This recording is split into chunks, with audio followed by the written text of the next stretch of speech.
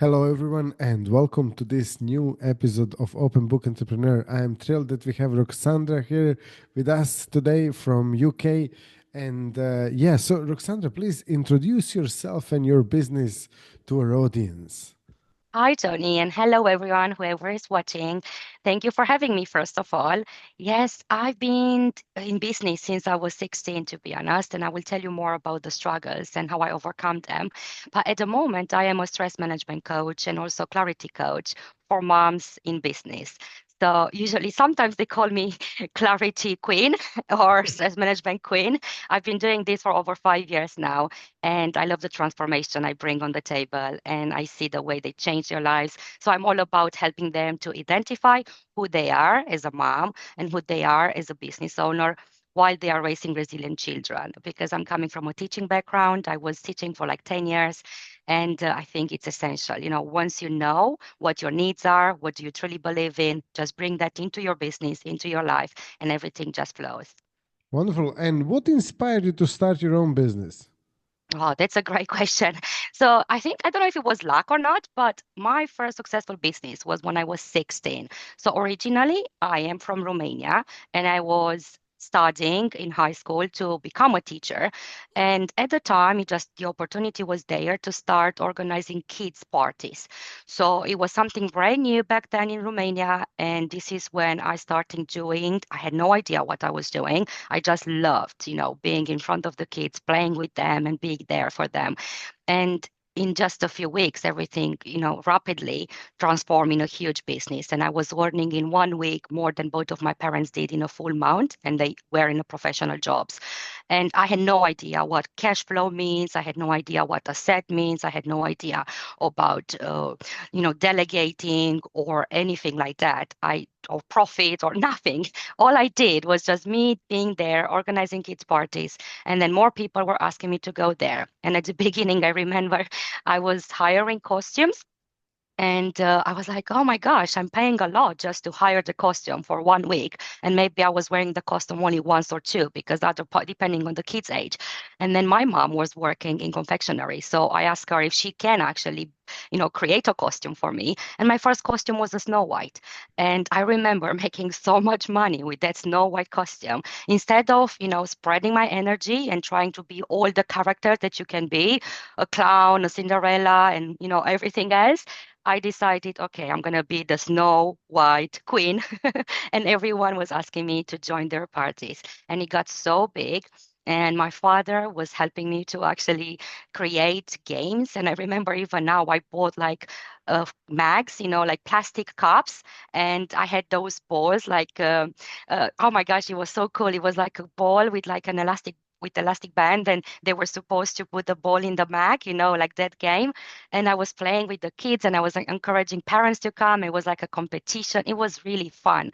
And it got so big that I had to train my colleagues from high school because I couldn't do it on myself. And I trained them how to do face painting, how to modeling balloons, and all those things, which I learned that I needed more help. And it was pretty difficult, to be honest, at the beginning to trust others, because at some point I had so many parties in the same time. I couldn't be in all those parties at just me. So I had to build a team around. It was amazing. Honestly, I made lots of money. I never thought I can make so much money. And I learned a lot. I learned so much from it, and it was phenomenal. And yeah, moving from there, this was my first successful story. So sometimes, sorry, I'm just saying my story is the other way around because I started like being, from hero to zero because I started being that hero. I wanted to teach afterwards, and I was like, I need to go to somewhere where I can learn more. So I moved to England on my own when I was 18, just because I had this dream. I wanted to be a teacher and to create more fun and to, help them to actually enjoy life. And it was phenomenal. I started teaching in my second year of uni. I was teaching Spanish in after school clubs. I carry on with my entertainment business. Wasn't that big as it was in Romania, but I was, going and traveling to Spain, to Italy, those hotels parties. I was like a manager of the club kids there. I was on stage. I was teaching everyone else how to do it. It was amazing. I love it. I even traveled to orphanages in Peru, in Kurdistan, in Iraq. Like I knew exactly what I wanted to offer, and I was aligned with who I was. And it perfect. It went so well until something happened. I know I don't really know exactly what happened, but this is when I went into a burnout. And I went into a burnout so badly that I lost myself completely. So I fight and fight and fight for like 4 years to kind of understand where do I belong and what do I want to do next. I started working in 9 to 5 jobs because I thought I need more money because when I was so bad, I moved industries. You know, I worked in a bank and then went back in customer service. I was a train manager at some point. I was all about like leadership in a way.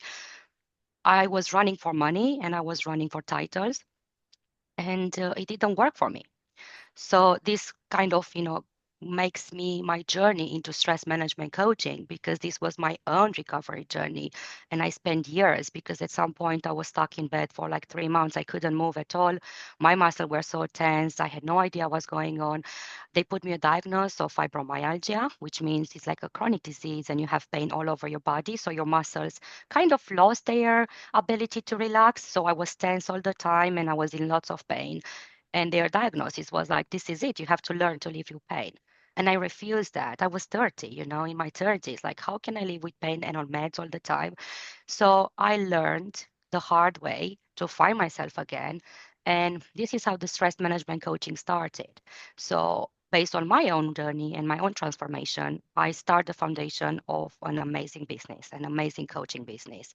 And I decided to work more on it. And I saw how great it is. And then I just build it up, step by step. And now it's huge and I love it. And I'm helping moms. So in the last 2 years, I'm more like a clarity coach for moms in business. I help them to set up or start up their businesses. I work with moms that they have a gift. I strongly believe everyone has a gift. You just need to find what you're really good at, and then you just walk on that path and everything flows. If you are lost and you don't know what you're good at, just start with an exercise, very easy. Ask your friends, ask your family members, ask them, what do you like about me? What do you think I'm good at? And get all this information and then just start to see what brings you energy, what motivates you, what do you enjoy, because we are all good at something. And the secret, I think, for me was to learn to trust the process instead of just seeing that big picture. Because if God or the universe is showing you that you can do more, that's a sign. You just have to go for it. Because the way our brain works, our brain definitely likes certainty. So our prefrontal cortex, this is when it's like your CEO of your brain, and he wants to know, what everything happens.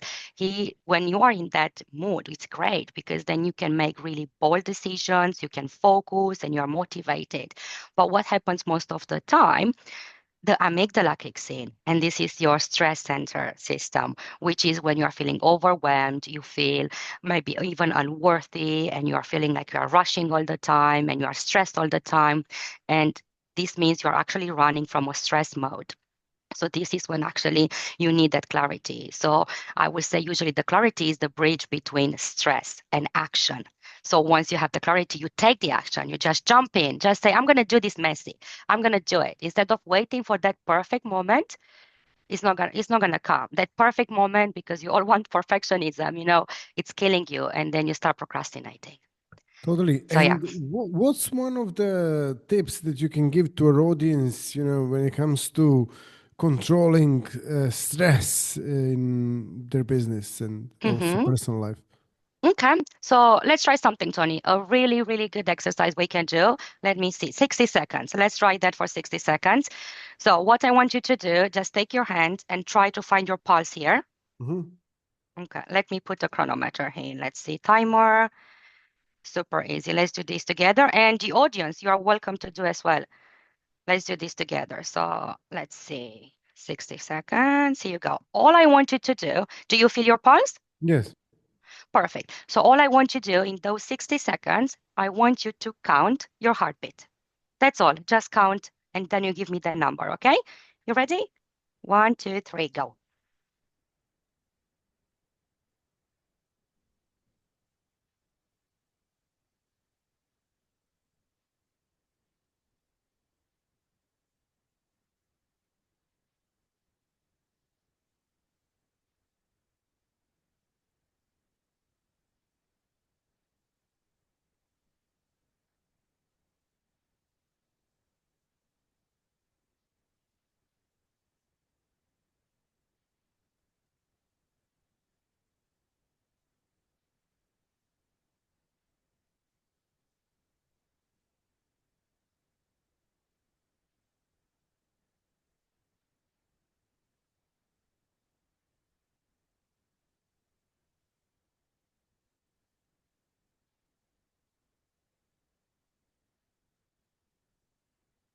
Stop. Okay, tell me your number.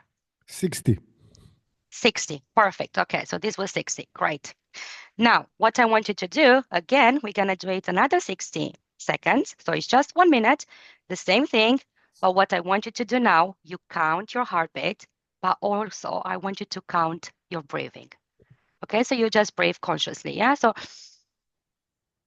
you just count that as well. Okay, so you count your breathing. Sorry, you count your your heartbeat, but whilst you are breathing. Mhm. Okay, can you do that? Sure. Okay, let's go. 3, 2, 1, go.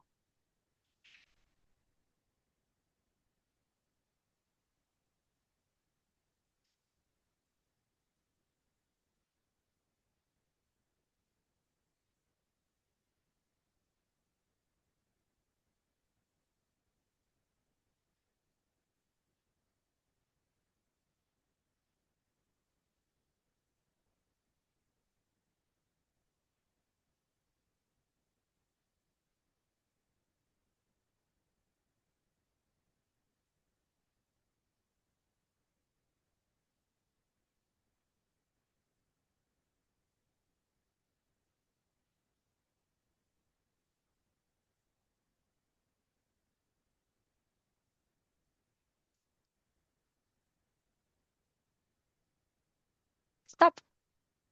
What's your number now? Okay, now I think I sort of lost it a little bit, but I think it was like 55 and 17. Okay, so it was less, 55. Okay, perfect. Now, once you do this, so what usually happens just for breathing and focusing on your breathing for 1 minute, usually it's kind of half of it. So it will be half of the heart rate that you usually have. Or in your case, maybe it was less because I put you on a spot and you had to focus on so many things, which is fine.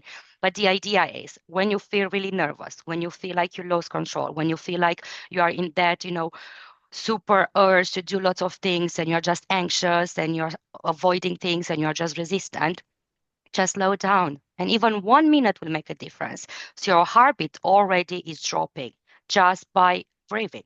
So that's it. You don't have to do anything more. You just breathe. So everyone is like, okay, you need to go into meditation and blah, blah, blah. You don't have to do all of that, not now. So when you feel stressed, just focus and consciously breathing for 1 minute, and then you can do that for 2 minutes, and then you can increase that to 3 minutes, to 5 minutes, and just count your breathing.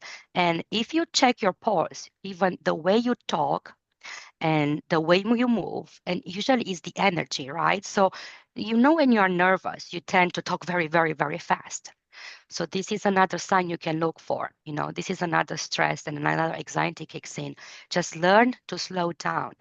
And what's really important is to be in the present moment. So what this means? This means don't worry about the future, don't worry about the past. So future is anxiety and the past usually brings depression, right? So you want to be in the middle. So it will be the present moment. So this is just a very easy exercise. Going back to what you said, this is one thing you can do. Just breathe consciously.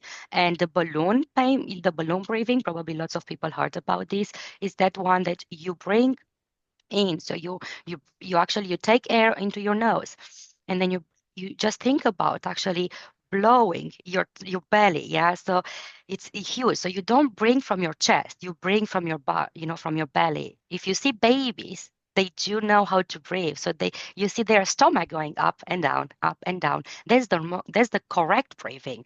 So you try that, and just a few breathing. You don't need lots of them, maybe 4 or 5. Just you bring in your belly up and then like a balloon, you want your your belly button to go literally right in your spine. This is a good breathing. And just do that in your business as well, at work, at home, like in general, and with the business again, try to see where your energy goes. So try to see what's draining your energy, what makes you tired, what you are afraid of, what you don't want to do. And then you either mix something that you like with something that's draining your energy and you combine those two. Like, for example, if for me, I start the day usually for where it's business related, I always start with something that I know it's going to be super productive for me. And I'm asking myself, what can I do now? What action can I take now to put me forward towards my vision? So this is it. And then I start with the hard work at the beginning. I start with the hard work that I don't really like to do. And then I treat myself with something nice that I like about my business to do in the afternoon.